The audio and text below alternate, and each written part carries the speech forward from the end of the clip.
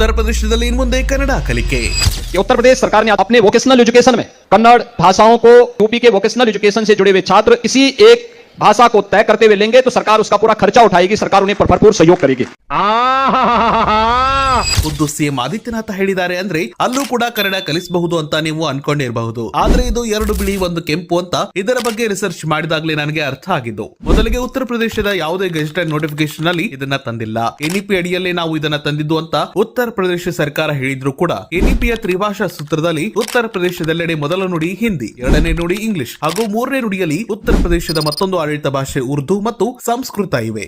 UP CM ಕನ್ನಡವನ್ನ vocational ಅಂದ್ರೆ ವೃತ್ತಿಪರ ಕಲಿಕೆಯಲ್ಲಿ ಸೇರಿಸಿದ್ದಾರೆ, ಅಂದ್ರೆ ಕೃಷಿ, ಐಟಿ ಮತ್ತು ಸಣ್ಣ ಆರ್ಥಿಕತೆಯ ಉದ್ಯಮ ಇಂತಹ ಸಬ್ಜೆಕ್ಟ್ ಗಳಲ್ಲಿ ಭಾಷೆಯನ್ನ ಕೂಡ ಅಲ್ಲಿನ ಜನ ಕಲಿಬಹುದು। ಆದ್ರೆ ಮಕ್ಕಳು ವೃತ್ತಿಪರ ವಿಷಯಗಳಲ್ಲಿ ಕೂಡ ಭಾಷೆಯನ್ನ ಯಾಕೆ ಕಲಿತಾರೆ ಅನ್ನೋದೇ ದೊಡ್ಡ ಪ್ರಶ್ನೆ। ಒಂದು ವೇಳೆ ಯಾವುದಾದ್ರೂ ವಿದ್ಯಾರ್ಥಿ ಕನ್ನಡ ಬೇಕು ಅಂತ ಹೇಳಿದ್ರು ಕೂಡ ಇದಕ್ಕೊಂದು ಸಿಲೆಬಸ್ ಅಂತ ಇರಬೇಕಲ್ವಾ? ಹಾಗಾಗಿ ನಾನು ಉತ್ತರ ಪ್ರದೇಶ ಶಾಲೆಗಳ ಪುಸ್ತಕ ರಚಿಸುವ SCERT ಯಲ್ಲೂ ಕೂಡ ಕನ್ನಡ ಹುಡುಕಿ ನೋಡಿದೆ। ಕನ್ನಡ ಬಿಡಿ, ಅವರು ಹೇಳಿದ ಯಾವುದೇ ಭಾಷೆಯ ಒಂದು ಪುಸ್ತಕವೂ ಕೂಡ ಅಲ್ಲಿ ಇಲ್ಲ। ಅಷ್ಟೇ ಅಲ್ಲ, ವೊಕೇಶನಲ್ ವಿಷಯವಾದ ಕೃಷಿಯ ಬಗ್ಗೆ ಆಗಲೇ ಪುಸ್ತಕ ಬಂದಿದೆ, ಅಲ್ಲಿಗೆ ಒಂದು ಅರ್ಥ ಆಗಿದ್ದು ತ್ರಿಭಾಷಾ ಸೂತ್ರದಡಿ ಬೇಕು ಅಂತಲೇ ಕನ್ನಡ ಅಥವಾ ದಕ್ಷಿಣದ ಯಾವುದೇ ಭಾಷೆಯನ್ನ ತರದೆ ಕೇವಲ ವೃತ್ತಿಪರ ವಿಷಯದಲ್ಲಿ ಒಂದು ಸಬ್ಜೆಕ್ಟ್ ಅನ್ನು ಹಾಗೆ ಬಿಂಬಿಸಿ ಉತ್ತರ ಪ್ರದೇಶದಲ್ಲೂ ಕೂಡ ಇನ್ಮುಂದೆ ಕನ್ನಡ ಅನ್ನೋ ಟೈಟಲ್ ನ ಯುಪಿ ಸಿಎಂ ಬಿಟ್ಟಿಯಾಗಿ ತಗೊಂಡ್ರು। ಇಲ್ಲಿನ ಕೆಲವು ಪೇಜ್ಗಳು ಅದನ್ನೇ ಜೈಕಾರ ಹಾಕೊಂಡು ಪ್ರಚಾರ ಮಾಡಿ ಒಂದು ಪಕ್ಷಕ್ಕೆ ಅವರ ಜೀತವನ್ನ ಮುಂದುವರಿಸಿದ್ದಾರೆ।